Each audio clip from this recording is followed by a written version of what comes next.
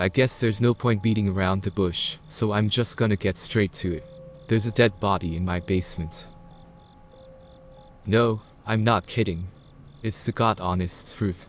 And here's the thing, it's been there for over a week now. Yeah, I know what you're thinking. You're thinking, dude, that's fucked up. And you're right, it is. But I can assure you, there's a perfectly valid reason for why it's still there. I'll explain why in a minute, but let me fill you in on the details first. About a week ago, I was taking some dirty laundry down to the basement. I walked down the stairs, and made my way over to the light switch on the other side, and discovered that there was a guy dressed in a suit and tie, lying on his back in the middle of the floor. His hands were folded together, like he was praying, and he had a big knife sticking out of his chest. To say that I was gobsmacked would be the fricking understatement of this century. I couldn't move. I just stood there completely frozen, staring at the guy like a deer trapped in oncoming headlights. The first semi-coherent thought that passed through my brain about 20 seconds later was that it had to be a practical joke. That some of my asshole friends would come running out any second with a camera and big grins, screaming gotcha dumbasses. And I wish that had happened, but no such luck. There was no one else there. It was just me and Mr. Mysterious Dead Guy. And that's when the enormity of it finally hit me, and I nearly passed out. And can you really blame me? There I was, in my own basement, thinking everything is fine and dandy, and wham fricking bam, I stumble across a dead body. So a couple of minutes goes by, and I'm slowly starting to come out of the daze I'm in, and working up the necessary courage to go over there for a closer look.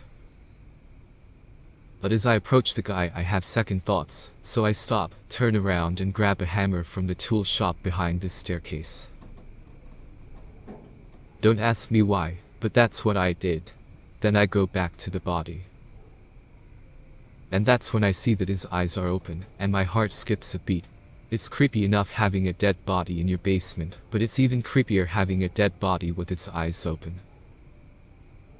Anyway, I walk a little closer and I see the bluest eyes I've ever seen in my life. It's almost like they're made out of polished ice. And they're staring straight up at the ceiling, like the owner has just seen a goddamn ghost up there. So I stand where I am for a few minutes, wondering what the hell do I do now? And then all of a sudden I decide to check if he's got any ID on him. I mean, that's what they do on TV, right? Figure out who the victim is and all that shit. So I take a few deep breaths and kneel down next to the guy and start going through his pockets. I'm careful not to touch him, which is actually fairly easy if you take your time. Then about a minute into the search, I finally find what I'm looking for, a wallet. And that's when all fucking hell breaks loose. As I'm going through the content of his wallet, the light goes out, and I'm cast into complete darkness. I mean, I can't even see an inch in front of me. All I manage to say is Jesus Christ, and then a cold hand locks itself around my wrist and starts to squeeze. If you've ever been truly scared, and I mean really fucking scared, then you can multiply your experience by 10 and you know how I felt. And yeah, you guessed it, I wet my pants. There was nothing I could do to stop it. It just came pouring out like water from a goddamn garden hose. Then I sucked in a couple of gallons of air and nearly passed out. So there I was, my heart was doing somersaults inside my chest, and I could feel the taste of blood and sulfur in my mouth, and last but not least, I had a dead cold hand wrapped around my wrist. I tried to jump up on my feet, but the hand was holding me tight and didn't seed a millimeter. There was no way I was going to be able to stand up. Then wham, another hand locks onto my arm, just above where the other one is. And that's when I started screaming from the top of my lungs. I was like a wild animal. I was kicking and screaming, hitting the hands, trying to extricate myself. But it was no use, it was like my arm was stuck in a vice. Then the hands try to pull me closer, and I go fucking mental.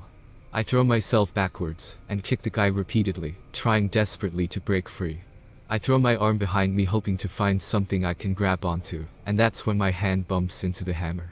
I hit it with such force that I should be withering in pain. But the adrenaline numbed the sensation, and I was able to ignore it. At that point, I could probably have taken a few sucker punches straight to the head and still kept going. So I finally realize what it is, and after fumbling around for it with my hand for a second or two, I manage to get hold of it. And then something inside me takes over, and I go straight to autopilot mode. My arm starts swinging with full force, and the hammer keeps striking the guy repeatedly. It was like an out-of-body experience. Like witnessing a psycho bashing the shit out of someone on TV and not really caring one iota about what happened to the victim. I just wanted to get the hell out of there. I probably kept at it for a good minute, then I noticed that the guy's hands had relinquished their grip on my arm. So I jump up and bolt across the room and manage to run straight into the wall and almost knock myself out cold. But I remain conscious. Then I race over to the stairs and run up to the kitchen, where I throw myself into a corner and assume the fetal position. Well, actually, I pushed a heavy cabinet up against the door leading down to the basement first, just to be on the safe side. So I sit there for almost half an hour, hyperventilating and sweating bullets until I'm finally able to think coherent thoughts again. Then I grab a torch and a new bulb, and I return to the basement. The hand holding the torch is shaking like a vibrator, but I'm able to hold on to it. The first thing I do is to shine the light on the guy's face just to make sure he's still there. He is. His face looks like an overinflated punching bowl. It's covered in blood, mucus and bruises. Then I grab a stepladder and change the light bulb, and approach the guy for a second inspection. And this time I make sure I stay half a dozen feet away. And that's when I notice it. His hands are in exactly the same position as they were when I first saw him. They're folded together on top of his chest. It's like he never moved them, and never grabbed my arm. I shake my head in disbelief and blink a few times, thinking my eyes are doing a trick on me, but they're not. His hands really are folded together, which means he must have folded them while I was bashing him with the hammer, or someone else latched onto my arm. The thought scares the shit out of me, and I quickly snatch the hammer off the floor and raise it above my head. Then I start going through every inch of the basement.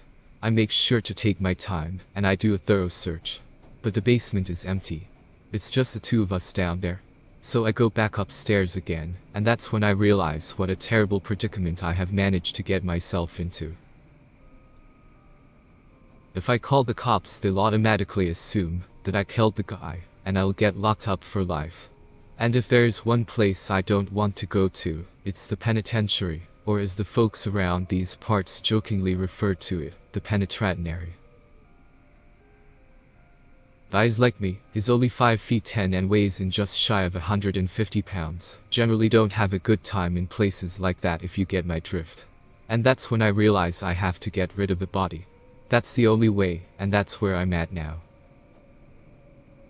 It's been exactly 1 week since I punched the guy's ticket. There has been no mention of him in the media, so I guess he wasn't that popular, and thank God for that. I don't think I could put on a straight face if the cops came knocking on my door. I'm not going to lie, the last week has been pure hell. The memory of the ordeal never leaves me. It's like a dripping faucet. It doesn't matter how hard I turn the tap, I just can't stop it. But I think I've managed to deal with it pretty well.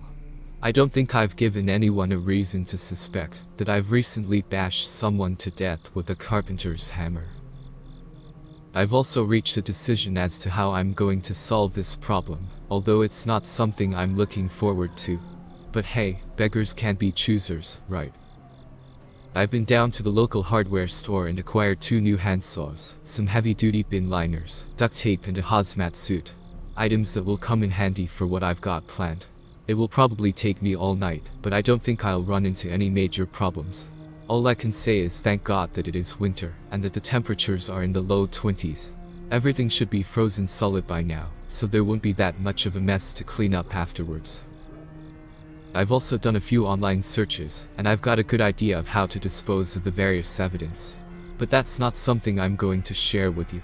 That's a secret that I'll take to my grave. Well, I think that about covers it. Please wish me luck. If everything goes according to plan, I might just be able to get away with it, and with time, put this entire mess behind me. If not, I'll guess you'll see my face in the papers and on TV before you know it. How will you recognize me, if it comes to that? Well, that's a pretty easy question to answer.